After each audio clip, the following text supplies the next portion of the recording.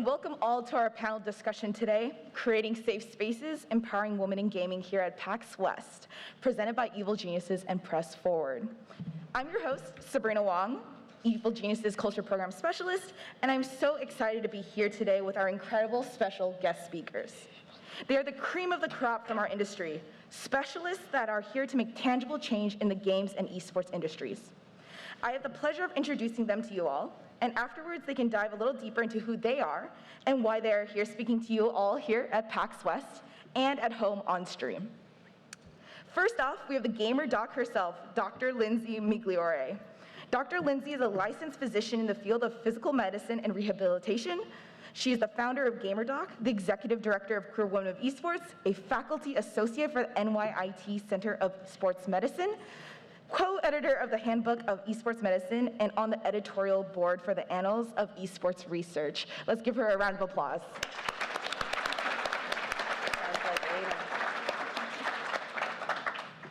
We are also joined here today with another incredible superstar in games, Joni Kraut. Joni Kraut is CEO of Women in Games International, also known as WIGI, a nonprofit organization with a mission to cultivate resources to advance economic equality and diversity in global games industry. For over 15 years, Joni has operated in the tech and gaming space within different verticals, and she has served as an advisor and consultant for smaller studios, startups, and nonprofits in the gaming space. Let's give her a warm welcome as well.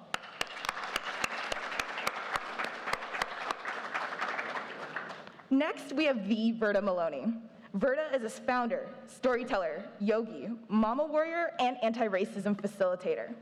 Verda is also the co-founder and chief community officer at the Gamehers, and the Gamehers is a woman-led company and community dedicated to amplifying and centering the voices of women, femme-identifying, and non-binary gamers who are comfortable in spaces and centers around women. Let's give her a welcome as well. And last, but definitely not least, we have Heather Wida, a serial entrepreneur and president, chief operating officer, and co-founder of the Gamehers. Prior to co-founding the Gamehers, Heather was VP of licensing at Kidtageous, Alcan's international children's entertainment company, which is behind Cabbage Patch Kids, Pokemon, and much more.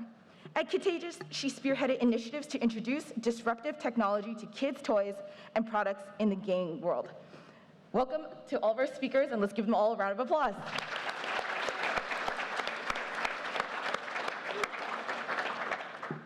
Thank you, speakers, for joining us here today. You're all beloved partners, friends, and inspirations for all of us here at Evil Geniuses and beyond. I would love to have you all take the floor and provide your pronouns to our audience, as well as speak to all of us a little about the work that you've done that you're most passionate about. Dr. Lindsay, let's get started. Hello, everyone. My name's Lindsay, she, her. I think what I'm most excited about is sitting on this panel. I have two microphones, I don't know what to do. I don't know about you guys, but for like the past year and a half, I've been sitting in my room by myself, playing video games. And I've met all of you in the past year and a half, but I haven't met you in person. And so I walked into this room and I was like, what? You're so short. So I'm pumped about being here, being in this space, and I'm pumped about deserving to be on this panel, because I think as marginalized people in gaming, we think that we don't belong where we are. We sit in a room and we look at people's credentials and we say, why am I here? I don't belong to be here. And I started to feel that when I saw you guys, and I was like, no, I deserve this. Mm-hmm. So I am really excited about that, because I think that means that we're doing a good thing at Queer Women of Esports. So thank you for letting me be here. Thank you. Joni, mind giving a little bit about yourself? Hi, I'm Joni. I'm the CEO at Women in Games International. We definitely took 2020 to take a step back and see. We were doing networking events, which were great, but what could we be doing more of? And so we've completely redeveloped our programs portfolio. We have Wiggy Wednesdays, which is creating content every Wednesday with workshops, AMAs, different programs and opportunities for amplifying people's voices and really getting people heard. And we're really focused on getting more women into the games industry on the professional side, so C-suite, and just getting people to really take that seat at the table. So I'm excited to be here. Thank you. Thank you. And Verda, do you mind giving a little bit about what you're most passionate about, as well as your pronouns? My name is Verda. She, her are my pronouns. My motto in life, if you don't know me already, is I am all love with appropriate doses of rage. And what I am really passionate about right now would be healing, rest, and liberation. I think that we have gone through a lot in this last 12 to 18 months, or at least I have. And then my whole life as a Black woman has been about a lot of things within the activism space and anti-racism. And I'm really thinking about how do we provide spaces where those that the system historically marginalizes can feel that they are healed, seen, loved, and heard. And so those are the things that really excite me right now. Thank you, love that. And Heather? Hi, y'all. Heather, she, her. It is such an honor to be up here. If we seem a little rowdy, it's because we were all out very late last night. You can't tell people that. Oh, sorry. I lost my wallet. So what I'm most passionate about right now is we have the Gamer Awards going on. We launched them last year. They are the first gaming awards dedicated to honoring and celebrating exceptional women in gaming by women for women. Last year, we had the most amazing turnout to them. It was all online. And this year, we're in the middle of them right now, and it is such a joy and pleasure to wake up each morning and have emails from women from all over the country and, quite frankly, the world that have been nominated and, for the first time in their lives, recognized for being the true badass selves that they are. So I'm super jazzed about that. Thank you all for those answers. I'm incredibly grateful to have such inspirational beings here with us on stage. Now I'll be diving a little deeper into our topic today, which is creating safe spaces and empowering women in gaming. Considering the conversation around diversity, equity, and inclusion in gaming and esports spaces is becoming more and more critical as time goes on, I would love to ask you all today about your thoughts on how you can improve the industry for the better. Let's talk broadly first. Why is this topic important for you? You all have worked on projects in different capacities and experiences that deal with women in gaming. What was the reason you started on your journey, and why are you here to talk about it? Joni, I'd love to start with you and your organization, Women in Games International, first. Okay, so I grew up poor, and I was trying to find a better way to say that this morning, and I came up with nothing. So whenever I grew up super poor, and because of that, I always felt like I needed to prove myself. And so when I started my career, I would take on every extra project, any extra responsibilities. I would work the extra hours, and I wouldn't complain. But more importantly, I wouldn't celebrate any of my accomplishments. So I became my company's best kept secret, which means absolutely nothing at all until you quit and they have to replace you with 4 separate people. Bad.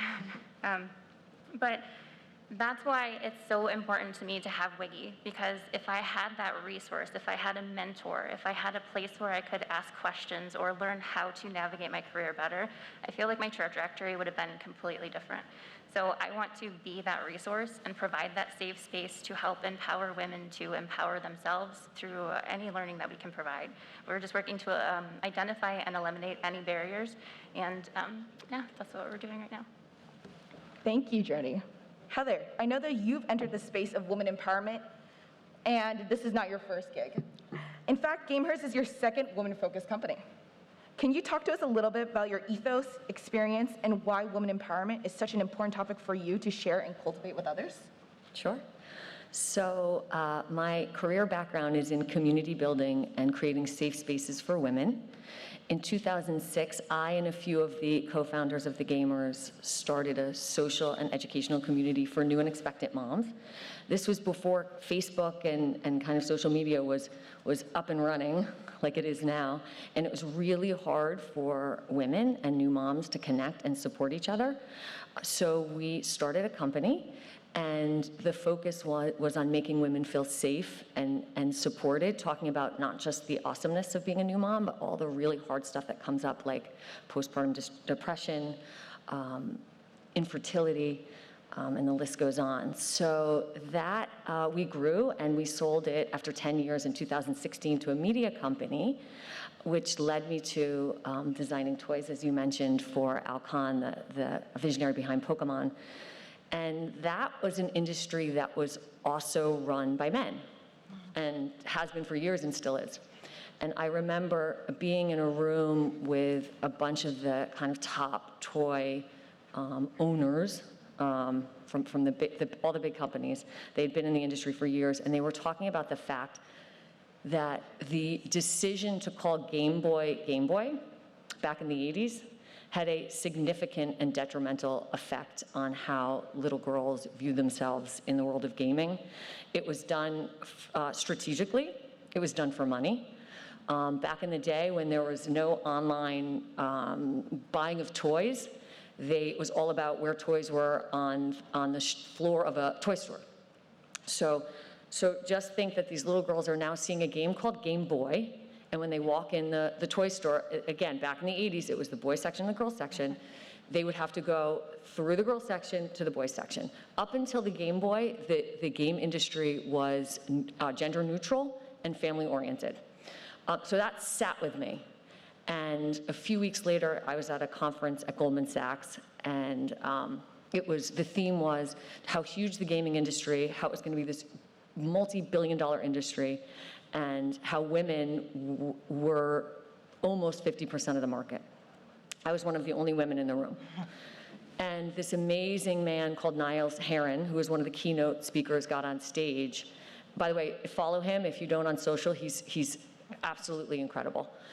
He got on stage and he looked out at all of us and he said, listen, before I start my talk, I just have to ask you all, are we really going to have a multi-billion-dollar industry run by men? So I went home that night and I said, heck no, and I came up with the business model for the gamers, called Verda, who's my longtime friend, and we've worked together, and my longtime friend, and we went out for drinks. Drinks are always involved. Always involved. Usually tequila. Don't say anything, ladies, from last night. After, right? Did not say a word. And I said, listen, here's my idea, and she's a straight shooter. And she said, I think it's a good idea. I said, I can't imagine doing this without you. And she said, I'm in. So that's kind of how we started. I love that story, and thank you for that insight. And speaking of which, Verda, I know that your journey here also wasn't newfound. You're also an incredible leader who loves starting incredible companies and programs. Can you talk to us a little bit about the startups and brands you've started and how you landed at the Gamers? Well, as you heard, some drinks were involved. And how I met Heather is that we have sons that are the same age, and they were in 4th grade at the time. I was the class mom. Don't be a class mom. It requires a lot of work, and it was like 2 a.m., and it was like literally the day before Halloween, and I'm sending out the email telling them what they can't wear. Like, don't have a sword with your costume, like all these things. And Heather's the only one that responded, because I made a joke about a book called The Elegance of the Hedgehog. So if you've read that book, we can talk about it later. So all of that to say, I have always been the person that would be at protests who was like, people would say, my professors in college, when I see them now, would be like, Verda, you were super militant. And I'm like, no, I wasn't, I was just Verda. And they're like, okay. And so for me, it started at a really young age of wanting to create a space for those that didn't see a space for them, and that was me as a little kid, right? I'm Verda. I mean, now when you look at like this movement for like what there is out there for young Black girls and Black women, it's so much more than when I was growing up. I'm older than I look.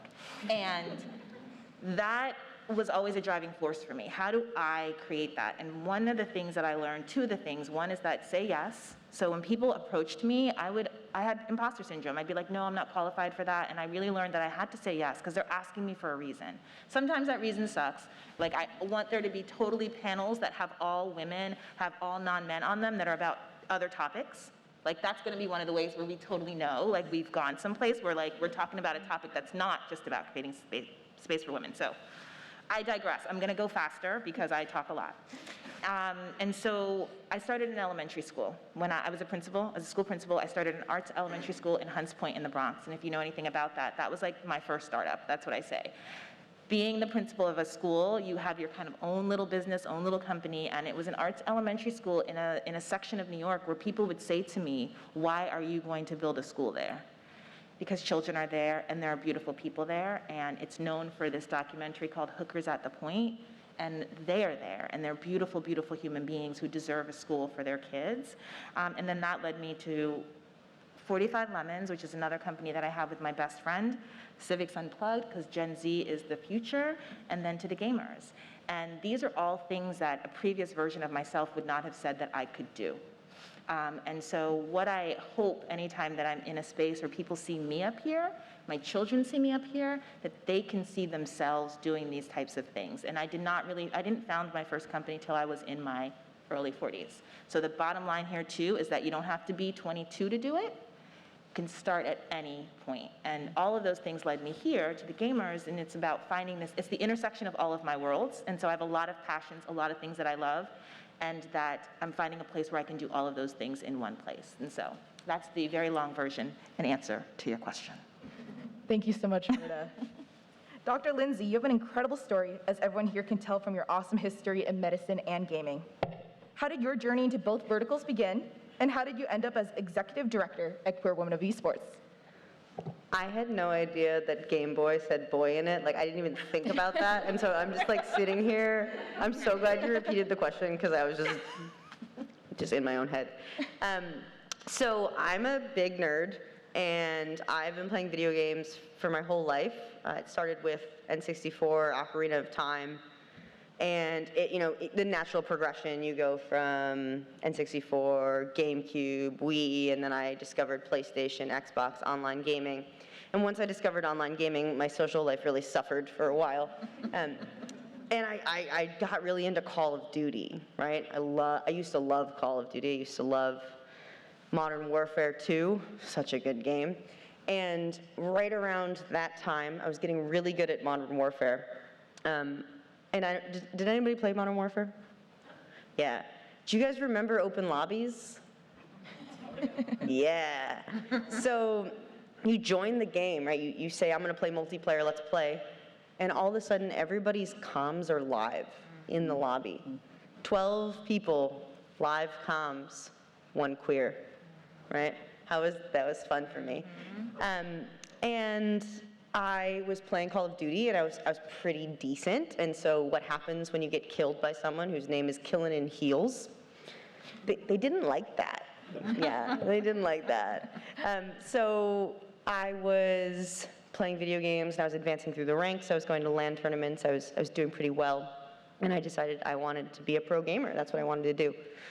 And then I also realized something really important at that time, and that's that I was gay. And so open lobbies, Call of Duty, toxic culture, realizing you're gay as a small Midwesterner who grew up in a Catholic Christian household. Those two things didn't really fit together, so my mental health really suffered, and I decided I was going to not continue on in the video game industry, and I was going to do my backup plan and go to med school. Yeah. So, the same kind of culture if you've ever met a doctor. A little bit more toxic, to be honest with you.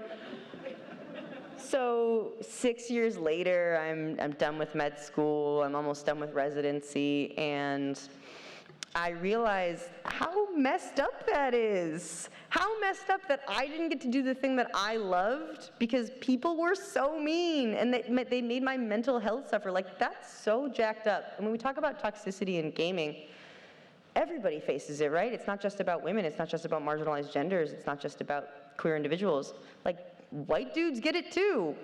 But why are we okay with that? Why do we walk around being like, everybody faces that? Like, what? What? We all walk around being like, toxicity in gaming is fine. It's not okay for me. And so when I finally had the resources to do something about it, I decided to do something about it. So I formed Queer Women of Esports. And it's really funny because once you come up with an idea and say it, everyone's like, yes. So I posted about it on social media, and all of these wonderful human beings showed up and were like, I would love to help you with that. And it was so interesting because in the beginning, no one was a queer woman. Like, we had non-binary individuals, we had men, we had like all of these people show up being like, I support you and I support this mission. And that just gave me so much drive and ambition to keep doing the things that we're doing. So we're a year and a half in and having the best time ever. And I'm just so happy. We just started a mentorship program, and the people are coming up to us being like, I've never had a place to play video games with people who don't call me slurs. You know, they're Dota players, so, you know.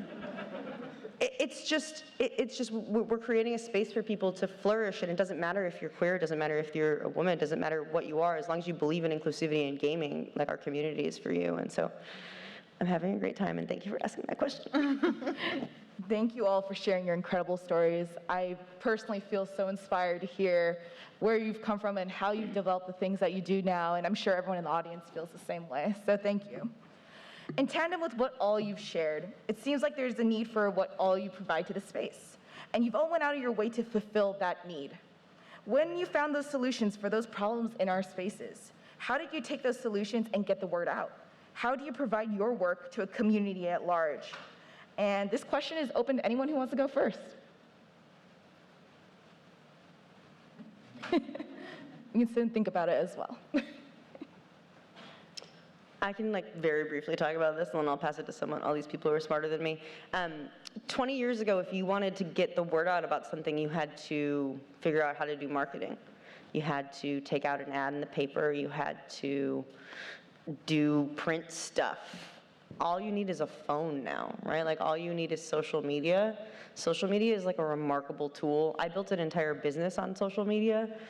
If you have anything worth doing, I encourage you to make a social media account.